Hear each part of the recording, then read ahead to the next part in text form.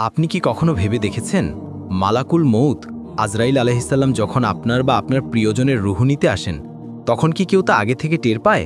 একবার এক মহান আল্লাহর অলি জনাকীর্ণ এক ব্যস্ত বাজারে দাঁড়িয়েছিলেন। মানুষের কোলাহল, হাসি ঠাট্টা, বেচাকেনা সব চলছে স্বাভাবিকভাবে। হঠাৎ তার চোখ গেল বাজারের মাঝখানে। তিনি দেখলেন এক অদৃশ্য সত্তা স্থিরভাবে দাঁড়িয়ে আছে।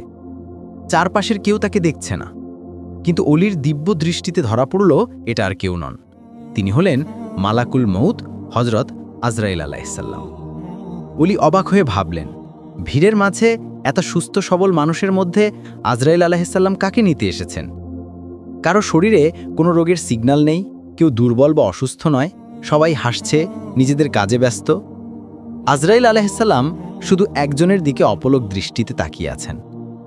অলি বুঝলেন সেই অদৃশ্য সত্তা শুধু আল্লাহর আদেশের অপেক্ষায়। অলি দেখছিলেন আর অপেক্ষা করছিলেন।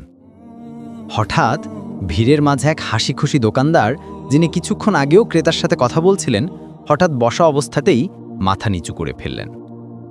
আশেপাশের মানুষ ভাবল হয়তো ক্লান্তিতে ঘুমিয়ে পড়েছেন। কিন্তু আল্লাহর অলি চিৎকার করে ওঠেন, না, যার দিকে আজরাইল তাকিয়েছিলেন সময় হতেই তার রুহ নিয়ে গেলেন।